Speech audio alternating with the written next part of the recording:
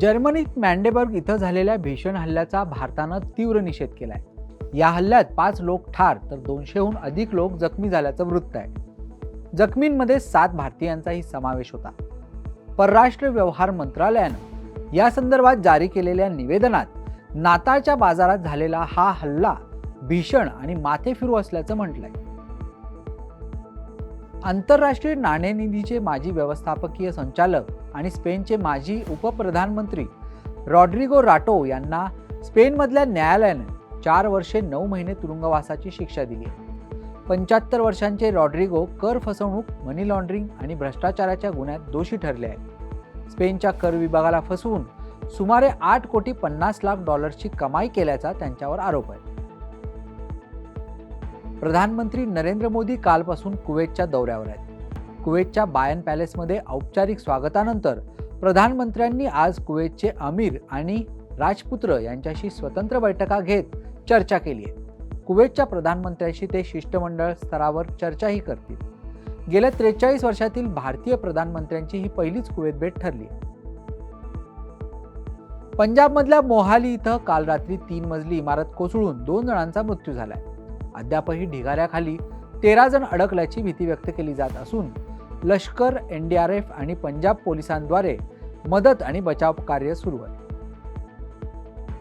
भारतातल्या पहिल्या bio bitumen सामग्रीचा वापर करून बांधलेल्या नागपूर मनसर बायपास महामार्गाचं उद्घाटन केंद्रीय रस्ते आणि महामार्ग मंत्री नितीन गडकरी यांच्या हस्ते काल करण्यात आलंय. बिटुमेन सारख्या सामग्रीचा वापर करून या बांधलेल्या पर्यावरणपूरक रस्त्यामुळे रस्ते बांधणीचा खर्च कमी होईल, तसंच रोजगार निर्मितीलाही चालना मिळेल, तसंच प्रदूषणालाही आळा बसेल, असं प्रतिपादन गडकरी यांनी केले.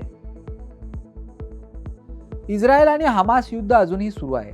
हे युद्ध थांबवण्यासाठी कोणतेही प्रयत्न होताना दिसत नाहीयेत. दरम्यान इस्रायलने गाझामध्ये तीव्र हल्ले केले आहेत. त्यामुळे या हवाई हल्ल्यानंतर पोप फ्रान्सिस यांनी कठोर शब्दात हल्ल्याचा निषेध करत तीव्र टीका केली आहे. त्यांनी या हल्ल्यांना युद्ध नसून क्रूरता असं संबोधलंय. पोप यांनी म्हटलं आहे की या हल्ल्यांमध्ये लहान मुलांवर बॉम्बफेक करण्यात आली आहे.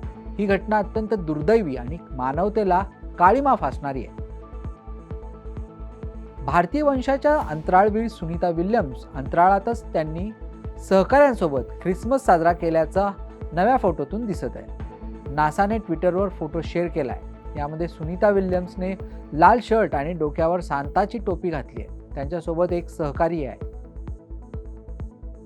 लाल समुद्रात 2 अमेरिकन नौदलाच्या वैमानिकांना गोळ्या घातल्याची घटना समोर आली आहे. या घटनेला अमेरिकेने फ्रेंडली फायर असं म्हटलंय.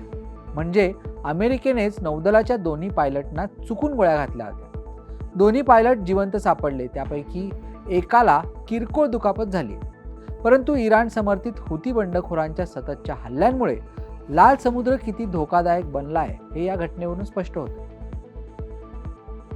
दक्षिण पूर्व ब्राझीलमध्ये एक भीषण अपघात घडलाय. मिळालेल्या माहितीनुसार रस्ते अपघातात एका ट्रकने प्रवाशांनी भरलेल्या बसला जोरदार धडक दिली आहे. घटनेची माहिती मिळताच बचाव पथक आणि पोलीस कर्मचारी त्वरित घटनास्थळी पोहोचले होते. यामध्ये 38 जणांचा दुर्दैवी मृत्यू झाला असल्याची माहिती मिळाली आहे. तर 13 जण जखमी असून त्यांच्यावर ओटानी शहरातील रुग्णालयात उपचार सुरू आहेत. सिरियातील बंडखोर गट हयात तहरीर अल शामच्या प्रमुखाला म्हणजेच अल जुलानीला अमेरिकेने दहशतवादाच्या यादीतून काढून टाकलाय. इंग्रजी वृत्तपत्राने दिलेल्या माहितीनुसार अल जुलानी आता दहशतवादी नसून त्याच्यावर ठेवलेले 85 कोटी रुपयांचे बक्षीसही आता मागे घेण्यात आलंय. अमेरिकेचे सहाय्यक विदेश मंत्री बार्बरा लीफ यांनी सिरियातील बंडखोर नेत्यांसोबत बैठक घेतल्यानंतर हा निर्णय जाहीर केलाय.